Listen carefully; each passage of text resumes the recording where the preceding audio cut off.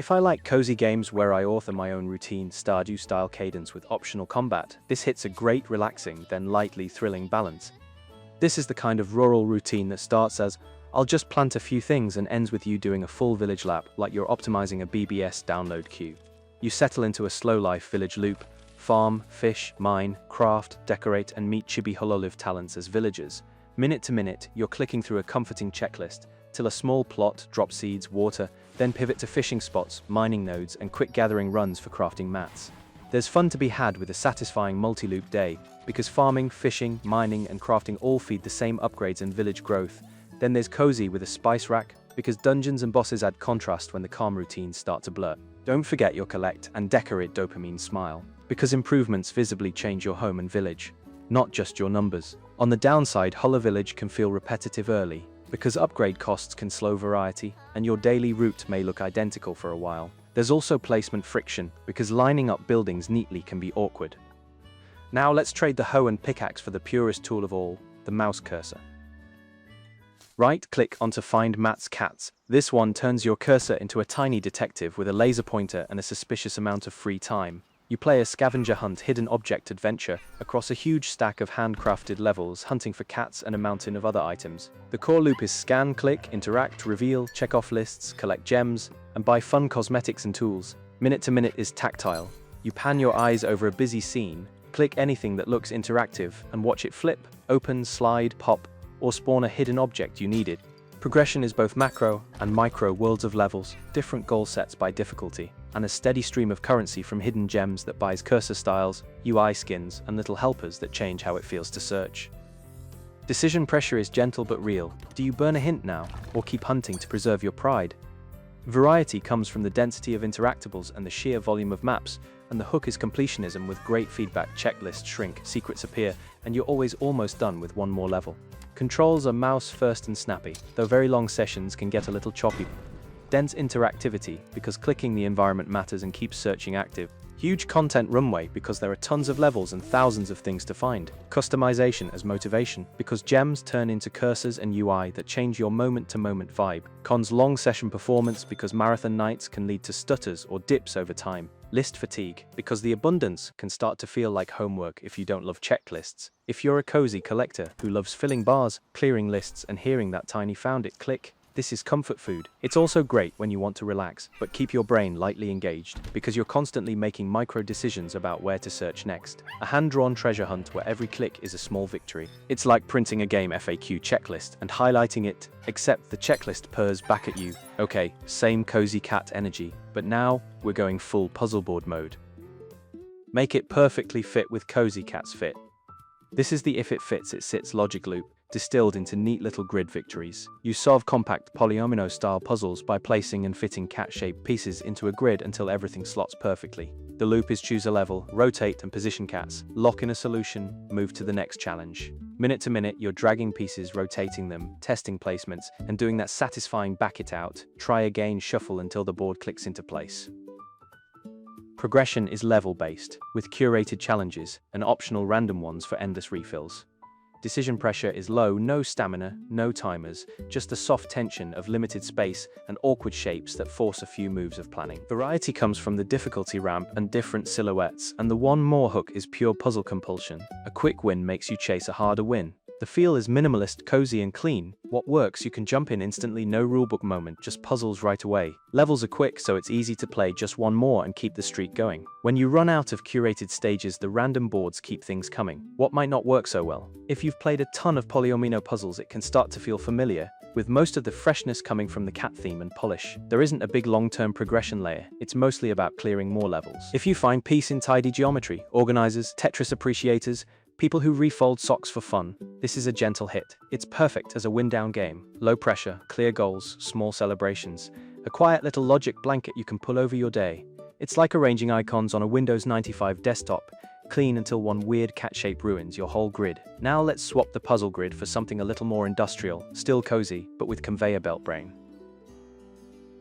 Let's keep it moving with Cozy Factory. Imagine a factory sim where the machines smell like vanilla frosting and nobody yells at you for spaghetti belts. You build a relaxing automation line to produce cakes that match customer orders, specific shapes, flavors, colors, and quantities. The loop is, Read the order, place machines, route production, fulfill, repeat with tighter layouts. Minute to minute, you're placing machines, routing steps, watching the line run and adjusting when something clogs. Progression comes from expanding what you can produce and how efficiently you can do it. More stations, better layouts, faster throughput. Decision pressure is soft management. Orders set the constraints, and space makes you choose between rebuilding for a batch or keeping a general purpose line. Variety comes from changing order requirements, and the hook is the optimization itch. Shave off a step, reduce travel distance, make the flow look right. Controls a cozy point and click, more tinkering than stress. What works? Automation without the sweaty vibes. You get the layout satisfaction without hardcore pressure. Orders make the objective crystal clear. The payoff is visual and immediate. When it's flowing, you can literally watch it work. What might not be so awesome? If you want deep, gnarly logistics, this may feel a little light. You might hit the okay, I get it point sooner than in bigger automation games. If you love cozy optimization, arranging systems until they purr, this is a sweet low-stakes sandbox. It's great for players who bounce off hardcore automation but still want that I fixed it glow. A pastel conveyor belt lullaby. It's like building a LAN party network. Everything's calm until one machine is placed one tile off.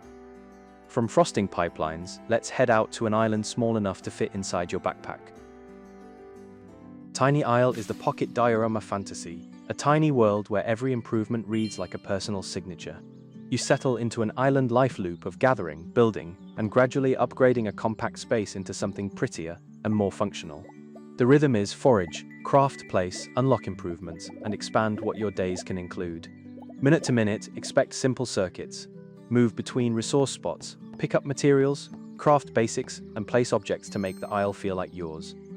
Progression is visible. Your island fills out, your options broaden, and your routine smooths out as you unlock better tools and structures. Decision pressure is light and cozy. Limited inventory and limited session time make you choose between decorating now or investing in upgrades that make tomorrow easier. Variety comes from new unlocks and areas opening up, and the hook is the diorama effect. Every action leaves a mark, so it's hard to stop mid-project.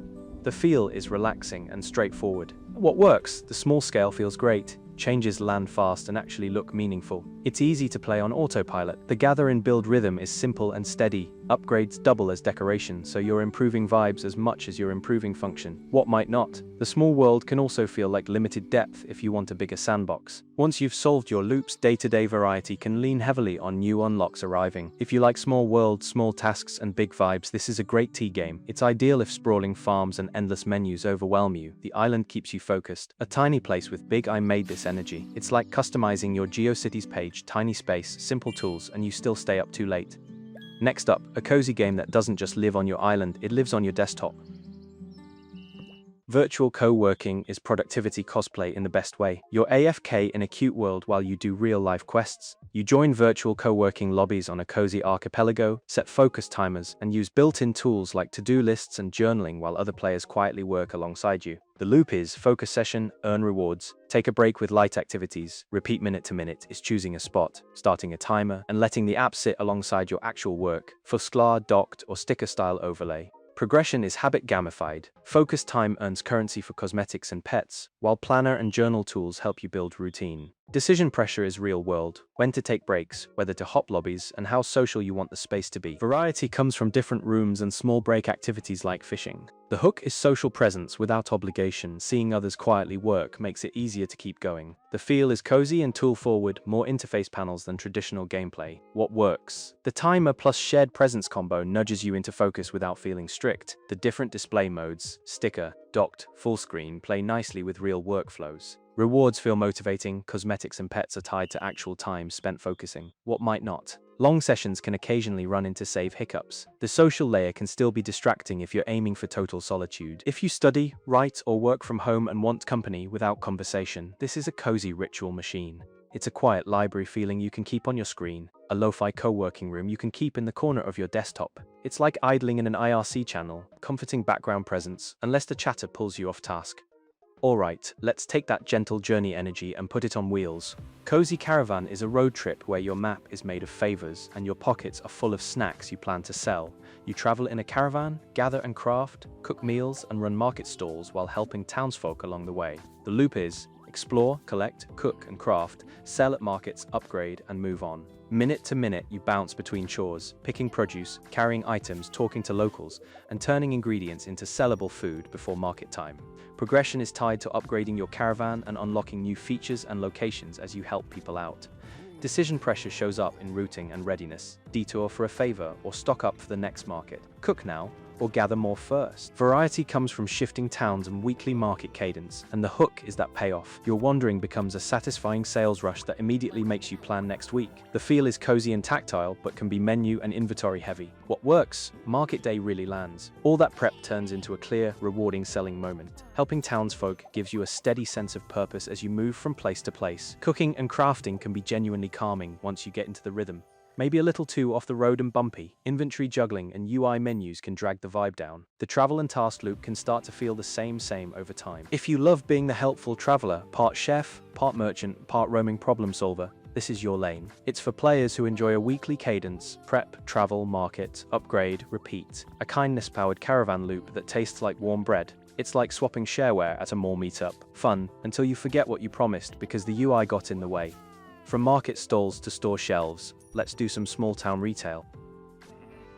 Farm Supply Simulator 25 is the cozy fantasy of running the one shop every farmer quietly depends on. You manage a farm supply business, stock items, serve customers, fulfill requests, and grow your store operations. The loop is request, restock, sell, reinvest, expand minute to minute. You're checking what's low, moving product, ringing up sales, and deciding what to carry next. Progression is economic and operational. Bigger capacity, broader inventory, smoother workflow, better cash flow. Decision pressure is mostly money and storage. Buy basics for steady sales, or bet on higher margin items. Variety comes from shifting demand and the constant stocking puzzle. And the hook is reinvestment. Every good day funds a better tomorrow, making one more shift feel inevitable. The feel is management heavy and routine driven. What makes the fantasy? The business loop is easy to get hooked on. Reinvestment steadily makes the day-to-day smoother. Optimization stays low stakes. You can recover from mistakes without getting punished. The routine itself can be oddly soothing if you like that open shop, stock shelves, close-up rhythm. What reminds you that, yes, fertilizer does have a smell. If you need lots of variety, the days can start to blur together.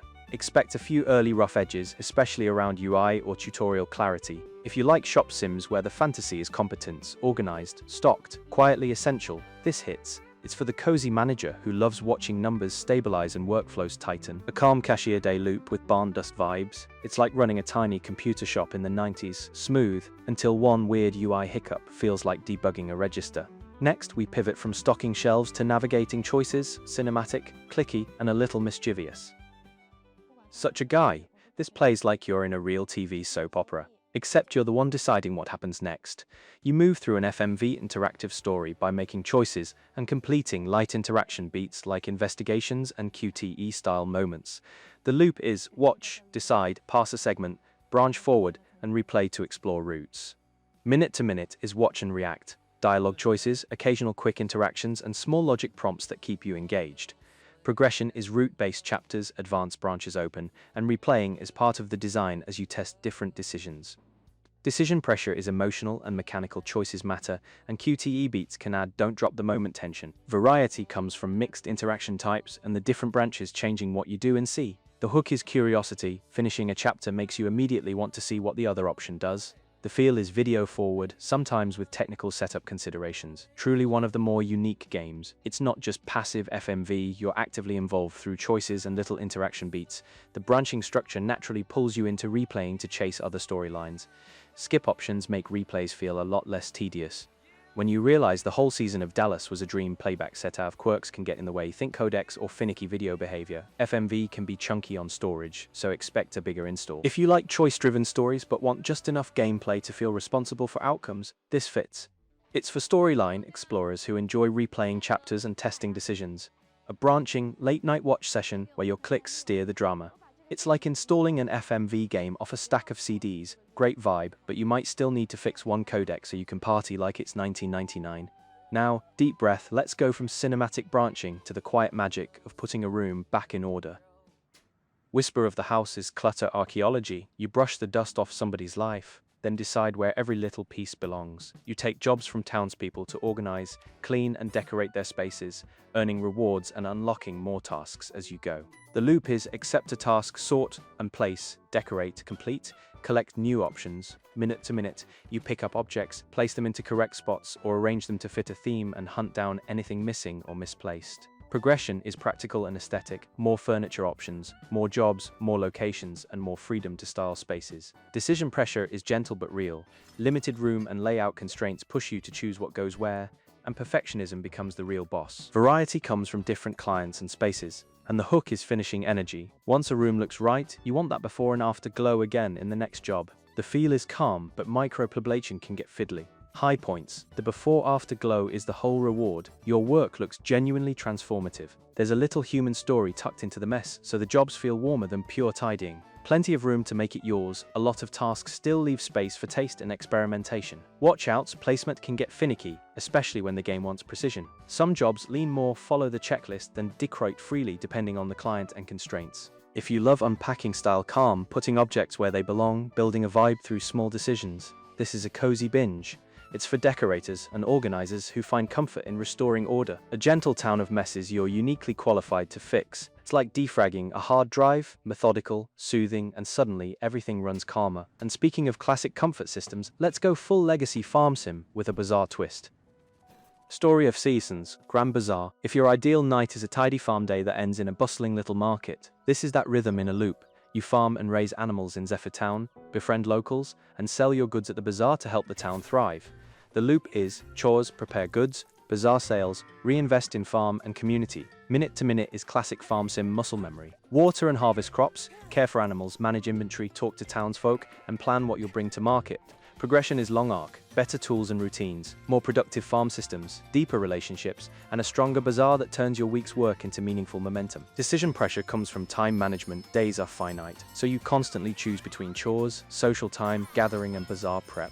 Variety comes from the weekly market cadence and the shifting needs of your farm and town. The hook is the bazaar payoff. Selling feels like a performance, and it makes you plan the next cycle immediately. What's grand? The bazaar is the big payoff. Your farming builds toward a satisfying sales moment. Daily chores feel good and purposeful, and you can see the progress stack up over time. The town relationships add warmth, so it's not just numbers and crop grids. What makes it feel like you're running out of shade on a very hot day? The short day schedule can feel a little stressful if you don't enjoy time pressure. It leans into classic menus and management, which can feel fiddly on slower nights. If you're a farm sim traditionalist who loves seasons, schedules, and steady progress, this is comfort food.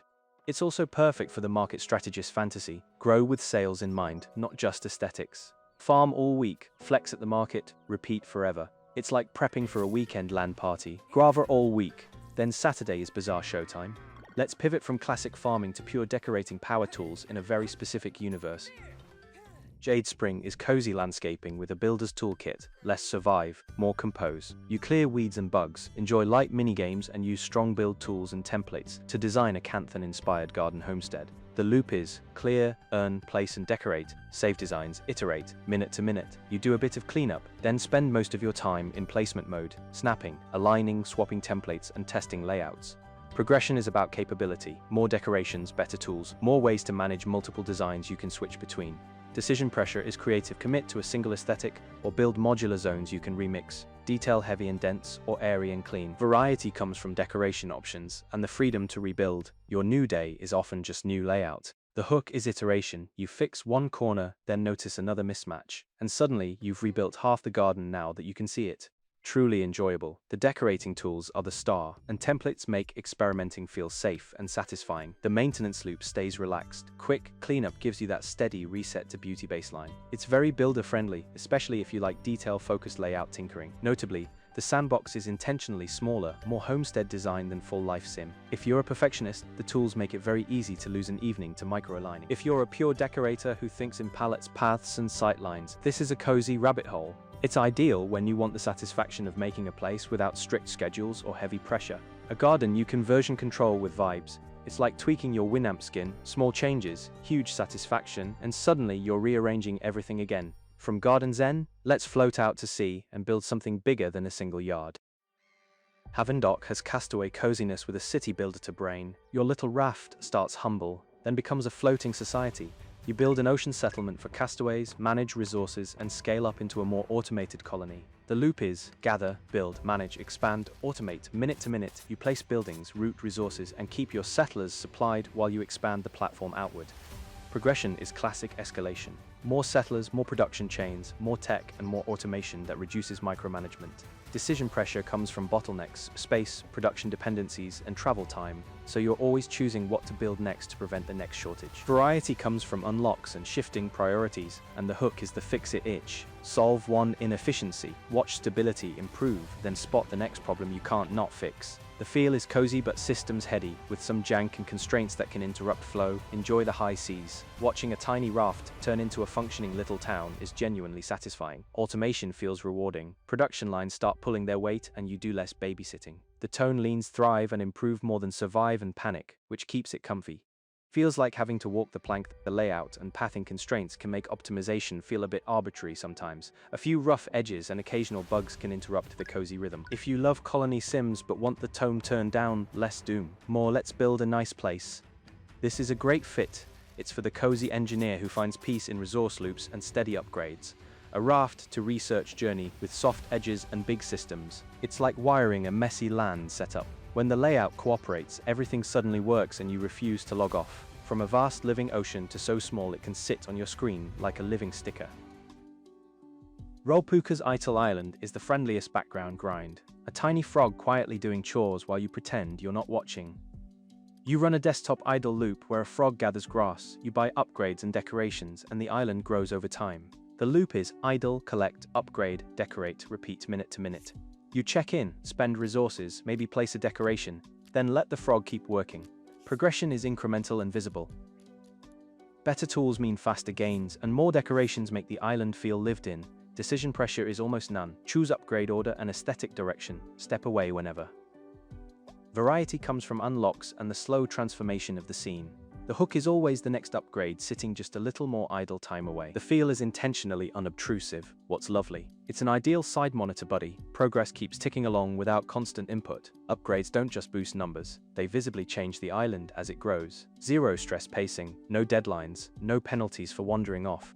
Twitchy on too much coffee, you're reminded that it's slow on purpose, so it won't scratch an action itch. The systems stay simple, and it doesn't really try to be deeper than that. If you like idle games as companions, something that makes your workspace feel alive, this is a top-tier cozy pick. It's for gentle progress players who want tiny wins throughout the day. A little island buddy that makes your screen feel friendlier. It's like running an IRC bot, quietly doing its job in the background, and you still check it every 5 minutes. Alright, back to full-screen cozy adventure, where your island isn't a sticker, it's a whole world.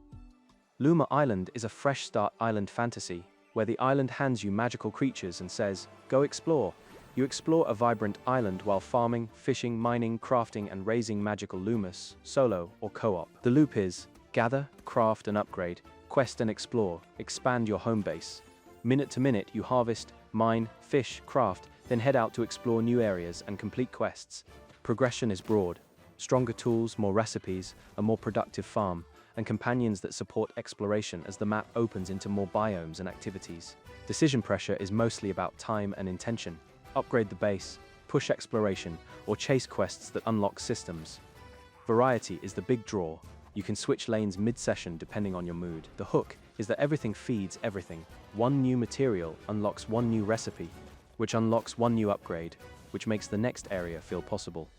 The magic, lots to do, and you can rotate activities instead of living in one grind forever.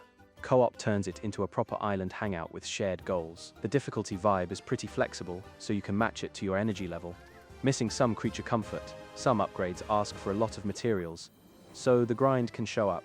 Map, objective clarity can be a little fuzzy, which can make you feel like you're wandering more than you meant to.